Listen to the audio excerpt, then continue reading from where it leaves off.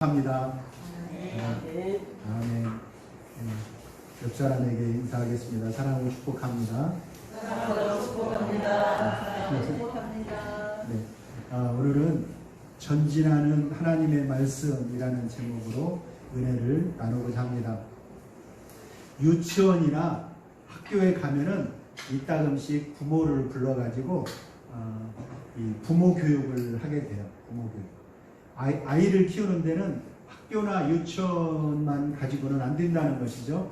부모님들과 또 이웃들과 함께 그 아이를 협력해서 양육하자, 그런 말입니다. 아프리카 속담에 이 한 아이를 키우는데 온 마을이 필요하다, 이런 말이 있죠. 이 교회에서도 한 어린이를 키우는데 온 교회가 필요합니다.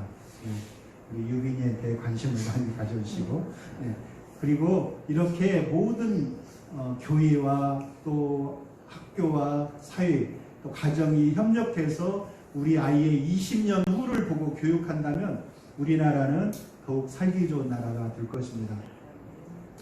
그런데 이러한 부모 교육을 하다 보면은 그 중에 단골이라고 하다시피 나오는 이야기가 있는데 바로 정비사와 정원사 이야기입니다. 이 정비사는 정원을 가꾸는 사람이, 정원사는 정원을 가꾸는 사람이고, 정비사는 이렇게 기계를 고치는 사람입니다. 실력 있는 정비사는 기계를 잘 고치면 돼요. 고장난 것이 잘 돌아가면 됩니다. 기계가 어디가 아팠는지, 어디가 금이 갔는지 상관없어요. 잘 돌아가면 됩니다. 그런데 정원사는 저 그림에 보다시피 아주 작은 이 채송화에서부터 큰 해바라기까지 또 그곳에 우겨져 있는 나무까지도 일일이 교감하면서 신경을 써야 된다는 것이죠. 실력 있는 정원사는 모든 식물들이 다 어울려져서 아름다운 정원을 이루는 것이 가장 좋은 실력이 될 것입니다. 하나님은 정비사라기보다는 정원사라는 것이죠. 정원사 되시는 하나님. 그래서 우리 한 사람 한 사람 정말 연약한 나 같은 사람, 아니면 삐돌이 같은 김상덕, 그리고 또 담대한 사람, 아니면 일국의 대통령이나 이런 사람들까지도 다 하나님께서는 교감하시고 돌보시고 그들을 통해서 아름다운 세상을 가꾸기를 원하시는 것이죠. 그래서 하나님께서는 예전에 많은 사람 중에서 한 사람 아브라함을 택하셨어요. 그와 함께 교감하시고 대화를 나누시고 또 예쁜 꽃을 피울 수 있도록 하나님께서는 정원이 아름답게 이루어지도록 계획을 하셨습니다. 그래서 이 스데반과 스데반 집사와 바울 사도가 한 설교가 바로 그런 내용이에요. 하나님께서 아름다운 정원을 꾸미기 위해서 애쓰시는 내용에 대해서 설교하는 것이죠. 하나님께서 가꾸는 정원에 못된 동물이 들어와서 짓밟기도 하고 또 식물에 병이 돌기도 하였습니다. 하나의 비유지요. 그런데 정원사 되시는 하나님은 그 중에서도 정성껏 그 식물들을 돌보셨고요. 결국에 그 정원에는 아름답게 어우러지기 시작했습니다. 이전에는 한 나무만 자라났었는데 이제 그곳이 어우러지기 시작했다는 것이죠. 아름다운 꽃이 피기 시작했습니다. 하나님의 말씀이 유대인에게만 머물러 있지 않고 예루살렘과 온 유다와 사마리아까지 퍼져나가기 시작한 것입니다. 이 기쁘고도 놀라운 소식, 하나님이 가장 기뻐하시는 소식, 그것을 기록한 책이 바로 사도행전이라는 것입니다.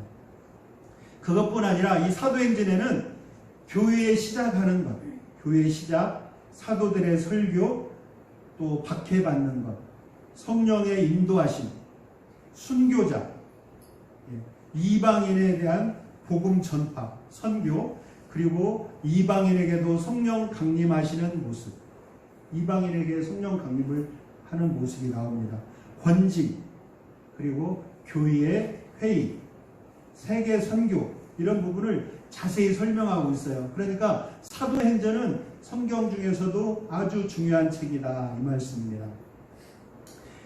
네, 그래서 사도행전 1장 8절에 보면 예수님께서 제자들에게 하신 말씀이 있습니다.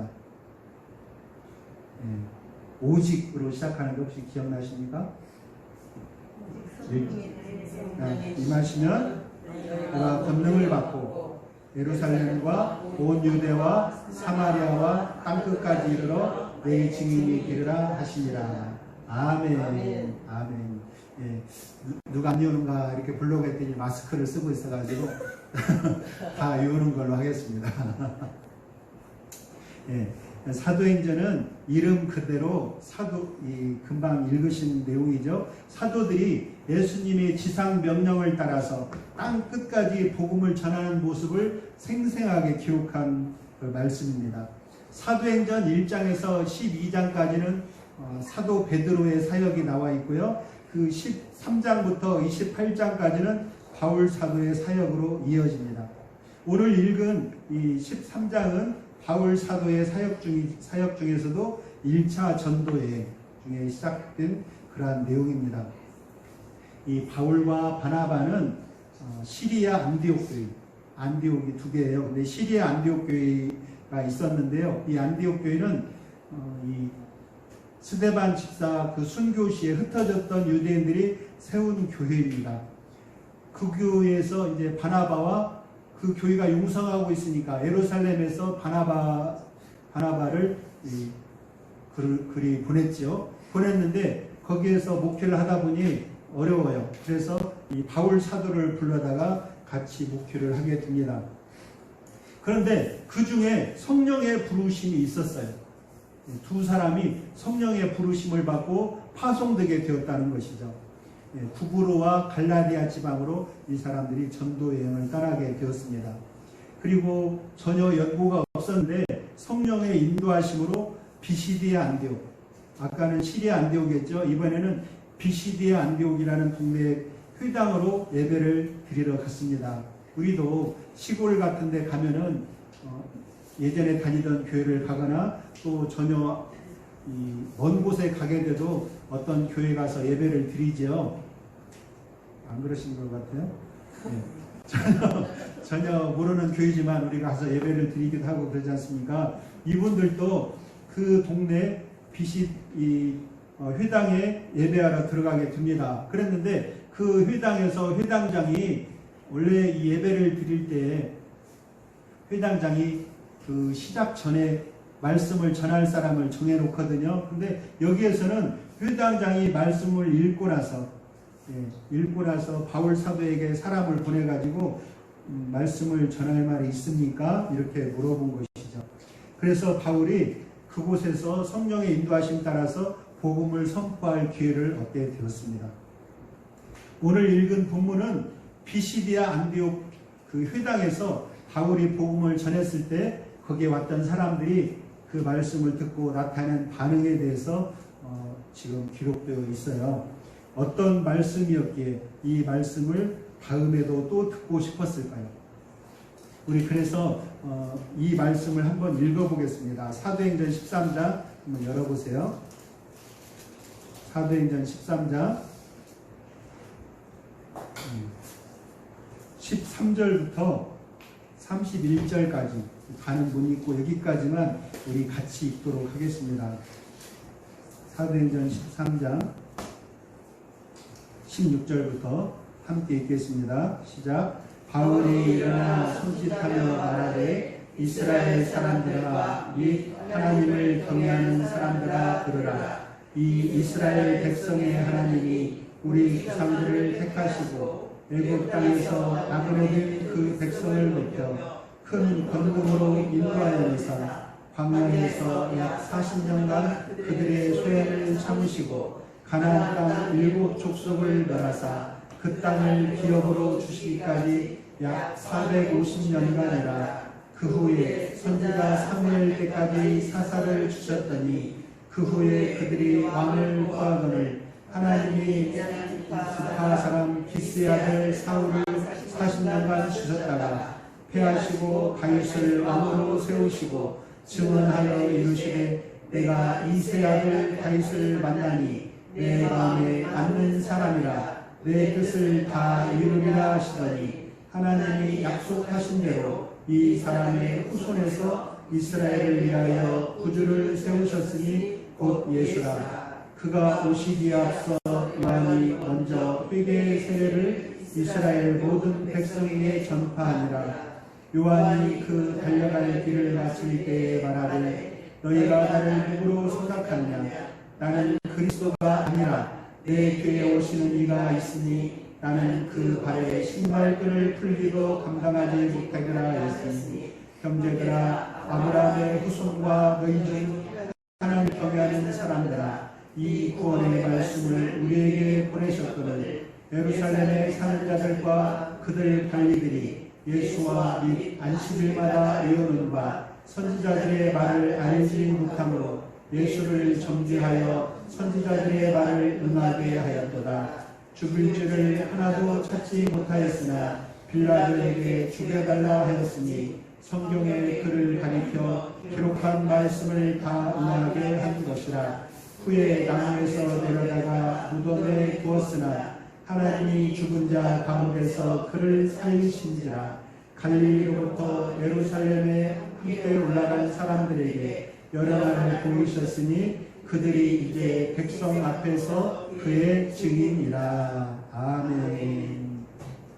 예, 이 16절에서 41절 다 읽었는데요. 이 내용은 회당에서 행한 바울 사도의 설교 내용을 요약한 것입니다.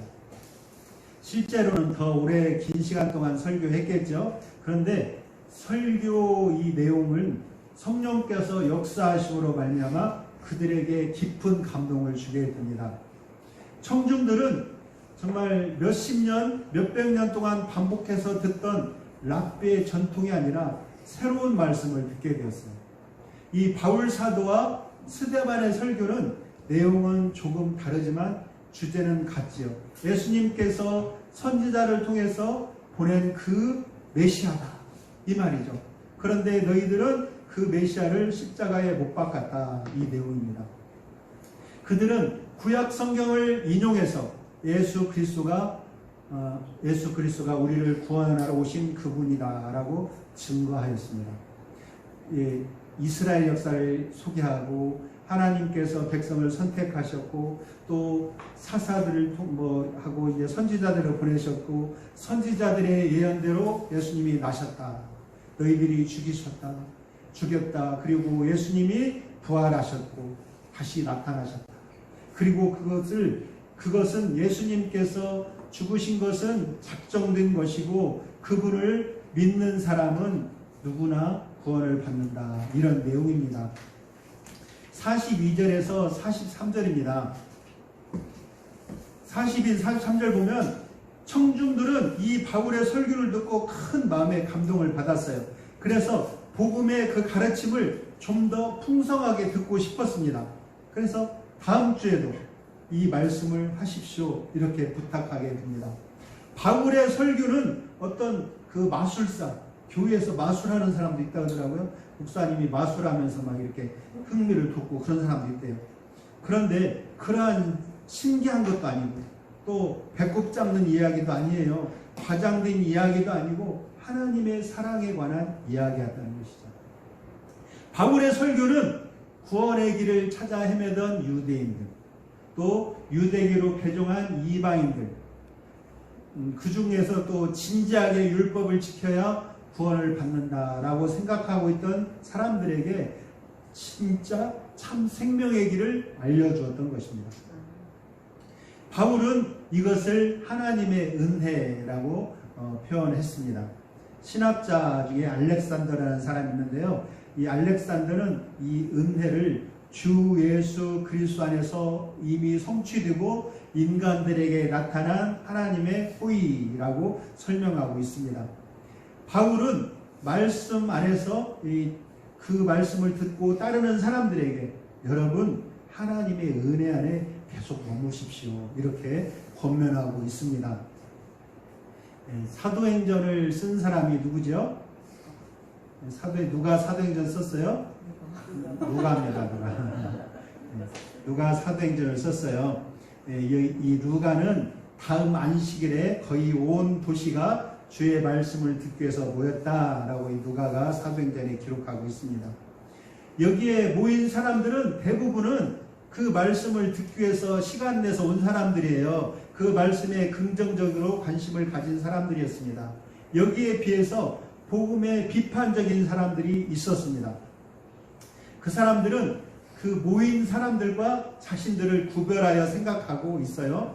45절에 보면 유대인들이 그 무리를 보고 시기가 가득하여 바울이 말한 것을 반박하더라, 비방하더라 이렇게 말하고 있습니다. 여기에서 시기하는 마음은 예수님을 십자가에 못 박았던 유대인들에게 사용된 말입니다. 구약 성경에서는 선택된 자로 나타나는 사람들, 선택받은 사람들, 아브라함과 다윗의 후손으로 나타나는 이 유대인들, 그 사람들은 신약 성경에서는 대부분 복음의 적대적인 무리로 나타나더라는 것이죠. 복음을 싫어하는 사람들. 유대인들은 처음에는 물질에 대한 욕심, 그리고 자기들만이 거룩하다는 착각, 그리고 자신들만이 아브라함과 이삭과 야곱의 후손이라는, 하나님의 약속을 받은 그 후손이라는 오만함 때문에 믿기를 거부했어요. 그런데 나중에는 어느 순간이 지나니까 그의 마음이 강팍해졌어요. 이제는 더 이상 믿음을 가질 수 없는 완악한 자가 되고 말았습니다. 이제 그들에게 바울과 바나바가 담대히 선언하고 있습니다. 그 사람들은, 완악하게 된 이 사람들은 바울이 전한 복음을 거부하고 있지만, 반박하고 모독하고 있지만, 바울과 바나바는 두 가지를 분명하게 밝히고 있는데요. 하나는 복음의 순서라는 것입니다. 복음의 순서.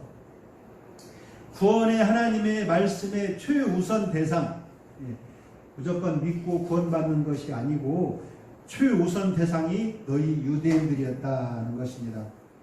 이방인이 아니라 유대인이라는 것이죠. 잘 다녀오셨어요?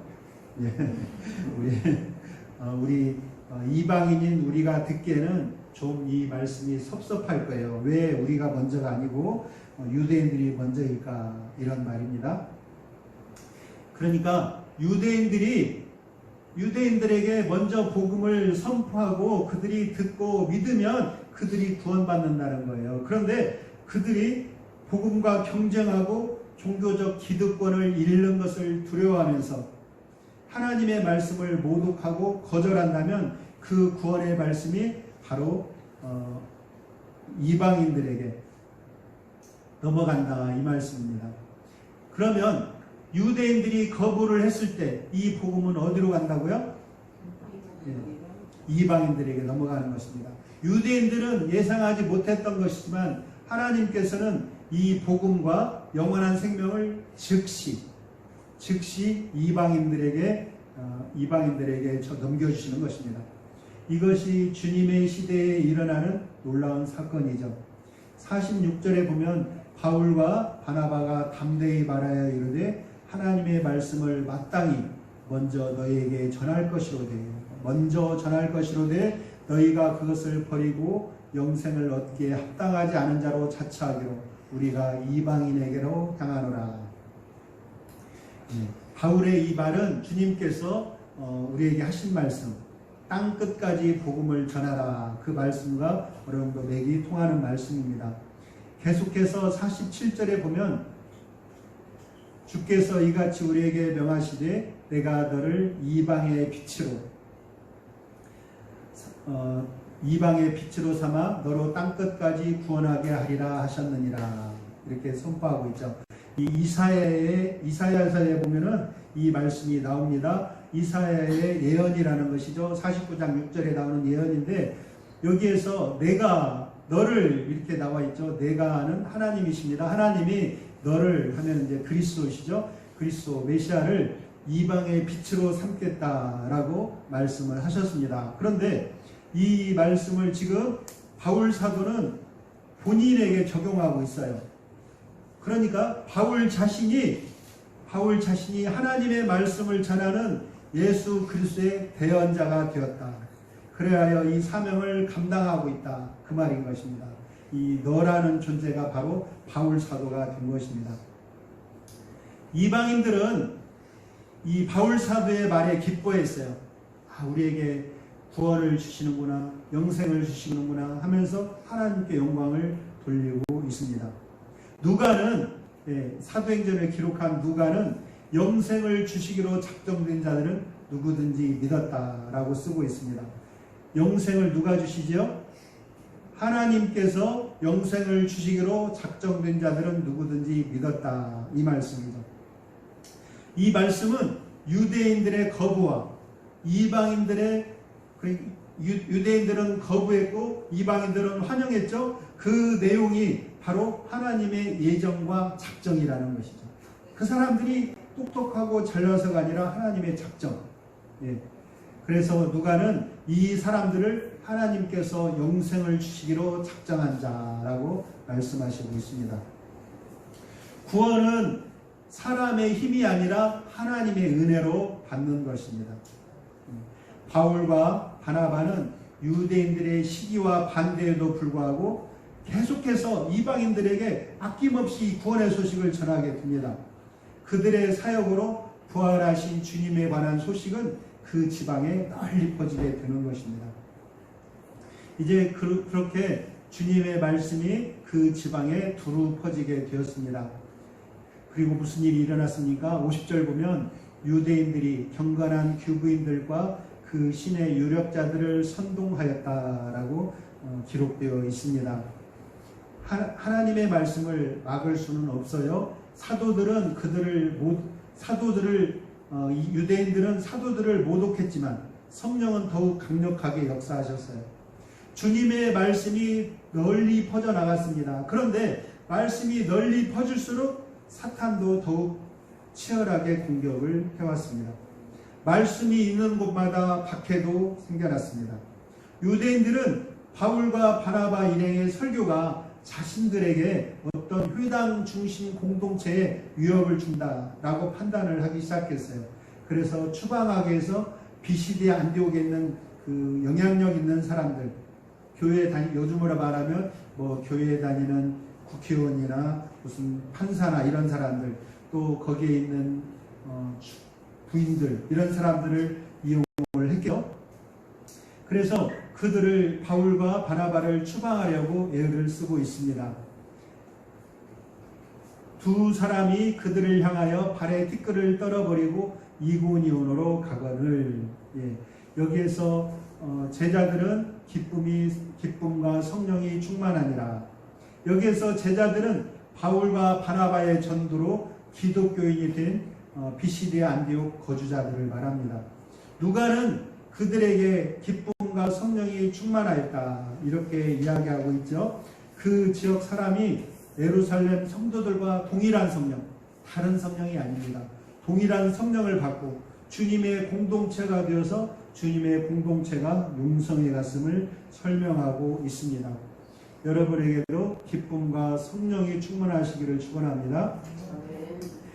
오늘 말씀이 여기까지 바울의 1차 전도 여행 중에 첫 번째 말씀 선포, 그리고 그의 반응 요약입니다. 그러면 오늘 말씀에 주님께서 우리에게 주시고자 하시는 말씀이 무엇일까요? 복음의 구별 기능이라는 것입니다. 십자가의 그 부활의 복음은 하나님의 백성을 만들어내요. 그 말씀을 듣는 순간, 복음을 듣는 순간 하나님의 백성이, 그전에는 모르고 살던 사람들이 하나님께서 구원하시고자 작정했던 사람들이 드러나게 됩니다. 말씀을 받아들이고 아멘 하면서 두 손 들고 주님 앞에 나아오더라는 것이죠. 그런데 동시에 복음이 전해진 곳에 복음을 핍박하는 자들, 복음에 대한 적이 나타나기 시작합니다. 본문에서 가장 강력한 적은, 예수님의 복음의 가장 강력한 적은 바로 성경을 소유했다고 생각되는 사람들이었다는 것입니다. 율법을 실천하고 하나님의 뜻에 도덕적으로 살아간다라고 말했던 사람들, 그 유대인들이 복음을 거부하더라는 것이죠. 복음을 적대적으로 대하더라는 것이죠.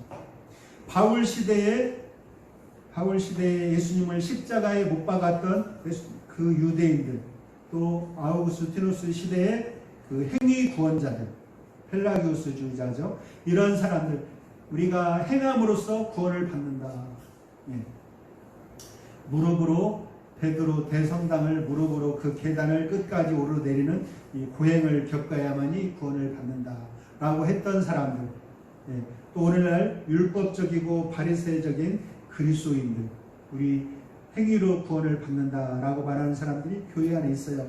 또 자기 중심적이고 자기 이익을 우선시하고 자신의 능력을 과시하는 사람들, 이 믿음을, 신앙을 통해서 자신의 가치를 높이려고 하는 사람들, 이런 사람들이 바로 이 당시에 유대인들과 같이 복음의 강력한 적이라는 것입니다. 그런데 인간은 자신의 의로서 무엇을 이룰 수가 없어요. 자신들이 이루려고, 자신의 의로 이루려고 했던 그 의로 인해서 일어났던 많은 이 지구상의 정원을, 하나님의 정원을 파괴하는 일들이 있었습니다. 예를 들면 세계를 보겠습니다. 이 세계전도 국가 간의 영토 분쟁과 이념 갈등이라고 하지만 결국은 자신들의 의의를 세우기 위한 거예요. 그 안에서 종교적으로 자신들이 잘났다라고 말하는 사람들이 일으킨 전쟁이라는 것입니다. 또 독재도 그렇습니다. 자기가 어떻게 이 나라를 나 아니면 이끌고 갈 사람이 없어 라고 생각하는 사람들이 그 나라를 발전시키기 위해서 그런다라고 하지만 국민의 자유와 인권을 탄압하고 자신의 권력을 강화하고 결국은 쫓겨나는 그러한 일이 일어나더라는 것이죠. 십자가가 없이는, 예수님의 십자가, 또 부활의 소식, 부활하신 주님, 그분과 인격적으로 만나지 않고서는 인간의 노력만으로는 이룰 수가 없는 것입니다. 왜냐하면 사람은 스스로 경건에 이룰 수 없기 때문이에요. 참으로 하나님의 은혜에 들어갈 수가 없습니다. 예수님의 죽으시고 부활하신 그 십자가 사건이 없이는 자신의 죄의 심각함과 크기와 깊이와 넓이를 알 수가 없어요. 부활이 없이 인간의 노력만으로는 하나님이 책정해 놓으신 그 기준 안에 들어갈 수가 없습니다. 그러나 하나님께서는 사랑과 자비로 인간들을 죄에서 구원하시기로 작정을 하셨어요. 그 지옥의 불쏘시개에서 끌어내어 천국 백성으로 삼아주시기로 작정을 하셨다는 것입니다. 할렐루야. 예수 그리스도께서 십자가에서 우리의 죄를 대신하여 죽으셨고 그것으로 인해서 우리는 하나님의 의의 기준을 만족시킬 수 있게 되었습니다. 성경은 그래서 우리에게 페이지마다 예수님의 십자가를 붙들라, 하나님의 은혜 안에 머물라 이렇게 권면하고 있습니다. 우리는 이 성경의 그 말씀에 귀를 기울이시기 바랍니다. 우리가 살아있어요. 숨을 쉬고 있습니다. 예, 우리 박 집사님 오셔가지고 아침에 도저히 예배 시간 동안 앉아있기가 힘들어서 있기가 어렵겠습니다. 그래서 기도하고 가는데 기도를 부탁을 하는데 빨리 주님께서 불러가 주기를 기도해 보나요. 그래서 그러면 안 되죠. 이 세상에서 아직도 할 일이 많은데 딸들도 구원시켜야죠. 그리고 이제 기도를 해드렸는데요. 이렇게 살아가고 이 세상에서 숨을 쉬고 참 젊은 사람들도 그렇고 나이 든 사람들도 그렇고 주님이 오시기는 멀었어. 앞으로 1000년 후에나 오시려나 멀어도 내 생전에는 안 오시겠지. 이렇게 생각을 합니다. 그러나 우리가 어느 날 눈 감고 그 다음날 눈을 뜬다는 보장이 없어요. 그죠? 눈 감았다가 눈을 떴더니 그 자리가 심판대 앞이라면 어떻게 하겠습니까? 예. 평상시 보던 천정, 빗물이 스며든 벽지 이런 게 아니라 눈을 떴더니 심판대 앞이에요. 심판대 앞에 내가 서가지고 사람들이 다 벌벌 떨면서 주님의 심판을 기다리고 있다면 어떻겠습니까? 이것이 바로 복음의 종말론적인 성격이라는 것이죠. 유대인들은 그 영원한 생명 어떻게 살든지 우리는 구원을 소유한 사람들이다. 이 구원은 우리의 특권이다 라고 생각했어요. 자신들만 사람이고 이방인들은 개나 돼지처럼 생각을 했습니다. 그들에게는 예수님 시대에 유대인들에게는 구원의 특허가 있는 것 같은 생각이 그들은 가지고 있었습니다. 오늘날에도 그런 사람들이 있어요. 주님께서 성령 충만함으로 그에게 성령의 능력을 주시고 기도하면 병이 낫고 이런 사람들이 있으면 그것이 자신의 능력으로 착각하고 있다라는 것이죠. 성령께서 잠시 주신 능력이 아니라 자기 것으로 생각하고 나는 병 고치는 능력 있는 사람이야. 이렇게 하는 사람이 있더라는 것이죠. 유대인들이 바로 그렇게 생각했어요. 자신들은 구원의 특권이 있다라고 생각했다는 것입니다. 그러나 주님의 보혈이 없이는 그것이 이루어지지 않는 것이라는 것이죠. 사도 바울은 너희가 유대인 너희들이 주님의 보혈을 십자가의 복음을 거부하면 즉시 그 구원이 이방인으로 옮겨간다. 이렇게 말하고 있습니다. 복음이 유대인 세계만 머물러 있고 또 그들이 거들떠보지도 않고 이방인들은 접근할 수 없는 그런 것이 아니라는 말입니다. 복음은 머무르는 것이 아니라 전진하는 것입니다. 바울 사도의 1차 전도 여행으로 이 복음은 전진하기 시작했습니다. 복음은 지금도 멈추지 않고 전진하고 있습니다. 바울은 2차 전도 여행 때 아시아에도 복음을 전하고 싶었어요.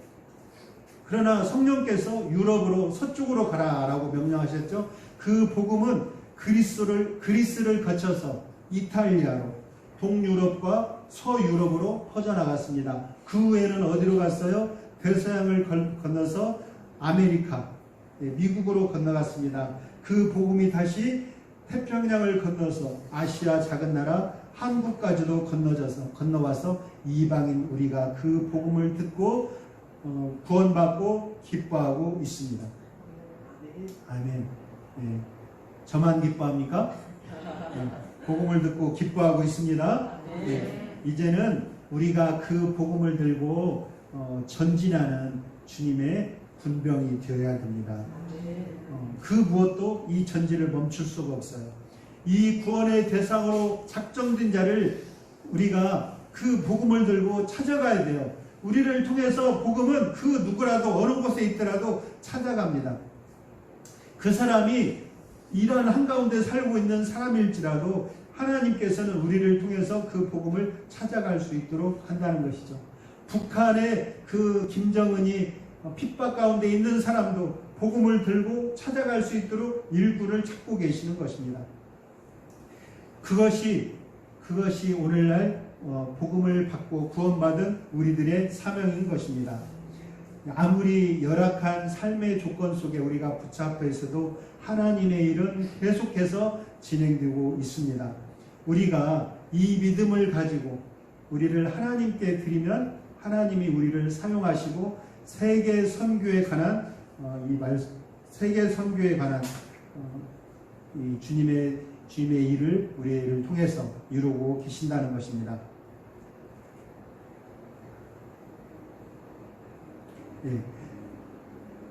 여러분, 우리는 하나님의 장중에 붙들린 사람들입니다. 이제 우리 안에 주님이 우리를 구원하신 그 기쁨과 성령의 충만함을 경험하고 있는 사람입니다. 우리는 복음을 들고 나아가야 됩니다. 우리가 복음을 들고 나가고 이웃에게 전하고 우리 가족에게 전하고 또 먼 나라까지 복음을 전할 때 주님께서는 우리에게 그 상을 주실 것입니다. 그 믿음의 확실함은 불로 연단하여도 없어질 금보다 귀하다라고 했어요. 우리가 그 사명을 감당할 때 예수 그리스도께서 다시 오실 때 칭찬과 영광과 존귀를 우리에게 주실 것입니다. 그러한 저와 여러분 되시기를 주님의 이름으로 축원합니다. 기도하겠습니다. 아버지 하나님 감사합니다. 온 세계 만방에 복음을 전하고자 하시는 주님의 그 크신 소망이 우리를 통해서 이루어지기를 원합니다. 우리가 세계 방방곡곡에 있는 선교사들을 위해서 기도하고 또 우리 교회에서도 주님의 이 세계 복음화를 향한 그 소망을 이루게 한 일꾼들이 나오기를 원합니다. 아버지여, 이 땅을 복음화시킬 때 주님의 그 사랑하는 우리와 교감하기를 원하는 정원사의 마음을 우리가 깨닫고 주님의 복음 들고 이웃과 또 우리 사이로 또 세계 방방으로 나아가게 하옵소서. 그 길에 주님의 크신 은혜와 영광과 크신 칭찬이 있기를 원합니다. 예수님의 이름으로 기도합니다. 아멘.